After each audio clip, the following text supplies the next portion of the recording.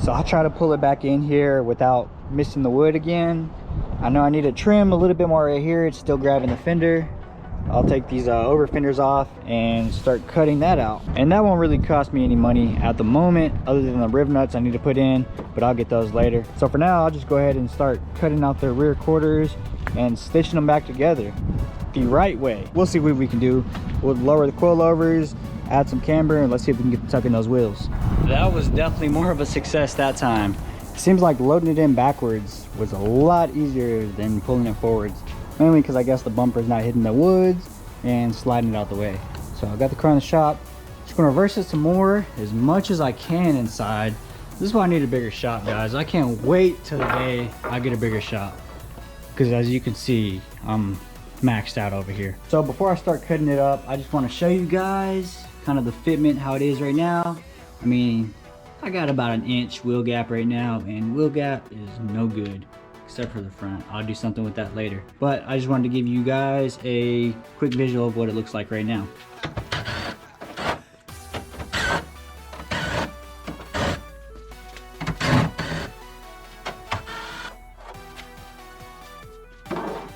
Real quick, I want to show you guys some tools I like using. These are some 4 and 4.5 inch polycarbide abrasive wheels, and they're pretty cool because they're like this little like sponge looking material. So what I use it for is pretty much to take off paint.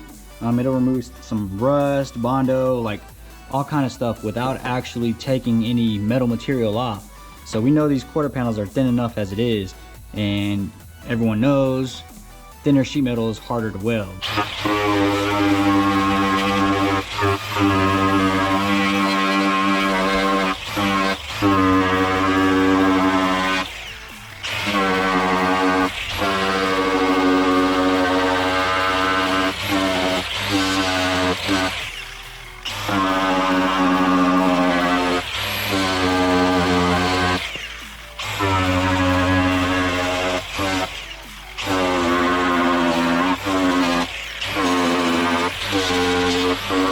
And as you can see, it took the paint off really easy, super fast, and it didn't even take any extra material.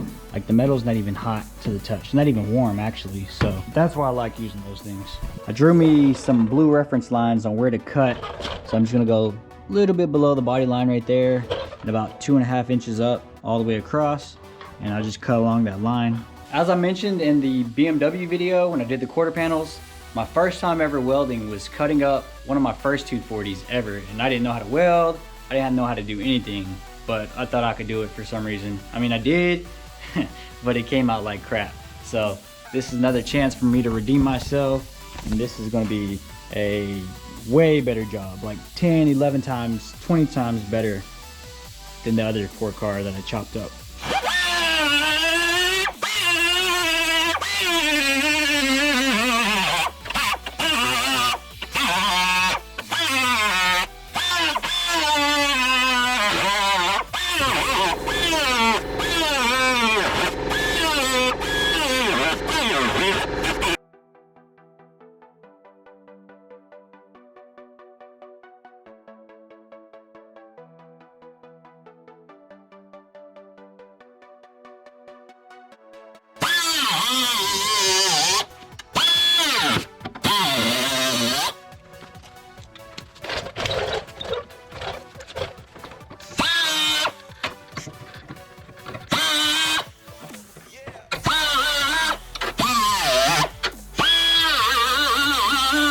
So I went ahead and cut the slits, got the metal cleaned up right there, and I'm gonna be running 025 wire instead of 030 or 035.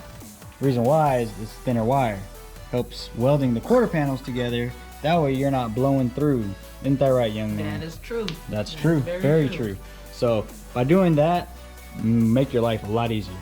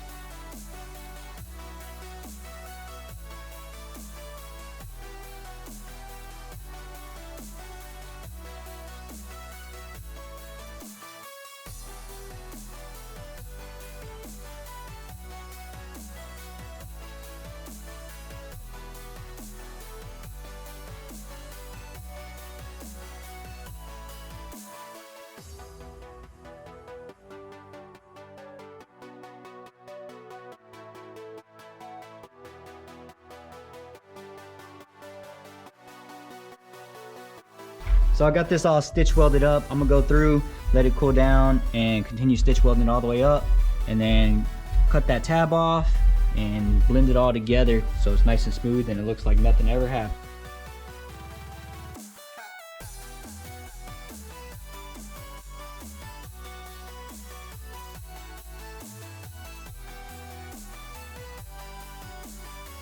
That wheel gap looks disgusting.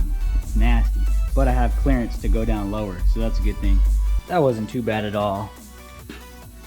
Not bad at all, especially compared to my first time doing it. Night and day difference what like 7 years of experience will give you.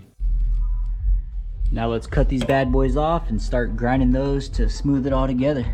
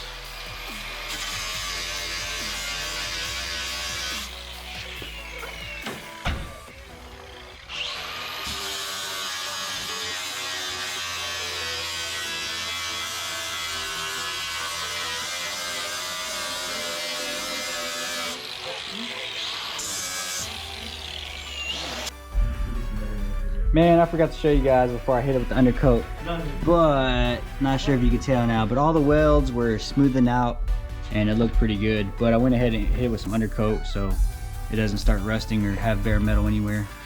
10 times better, guys. I like this a lot. So I managed to drop the coilovers down about 1.5 inches and run some camber. At first, how they were set up factory, I put the camber all the way in, but it still wasn't enough. I was able to flip the adjustment part on the upper control arm to allow me to get some more camber. So overall, it's looking pretty good. Can't wait to get my front fenders though. I mean, it's functional, it works, I can turn, not an issue, but I just like these cars tucking because they look so good. Got the driver's side all finished up, and it's actually sitting lower than the passenger side, which I like it. I like it a lot. So I'm gonna go to the other side and lower it to match this side because it's pretty much almost tucking rim. I do have enough thread on the coilovers to lower it to tuck rim, but I'll keep it like that. That's probably low enough. And got the front cut out some more. It was still rubbing some, so I went ahead and cut the front fender out some more. And this is really exciting. Well, I got a Momo steering wheel, so I'll go ahead and slap that in here.